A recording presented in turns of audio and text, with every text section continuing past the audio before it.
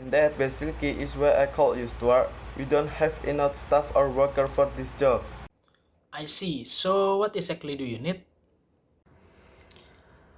We propose that you give us two cleaning services, two customer services, and one administrative manager. Okay, but we need to talk about fees. They would have quite different daily rates. 650,000 rupiah for a cleaning service, 875,000 rupiah for customer service, and at least 1,250,000 rupiah for the administrative manager, depending on his or her experience.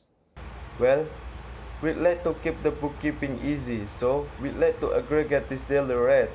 We suggest that we pay you 700,000 rupiah per head per day. I see. Well, that's an interesting proposal, but 700,000 rupiah per day is far too low. 950,000 rupiah is nearer the mark. I don't think we could go along with that. You see, our budget is limited. Let's think about how we can make this work. Another possibility might be to have two rates, 650,000 rupiah for the cleaning service and 950,000 rupiah for the others. But have you considered the advantages of just one single flat rate?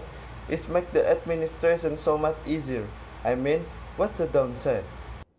I take your point. It is just a question of agreeing the rate. Okay, so by my calculations, if we agree on a daily rate of 750,000 rupiah per head per day over 6 months, your company will receive, just a second, 772 million rupiah.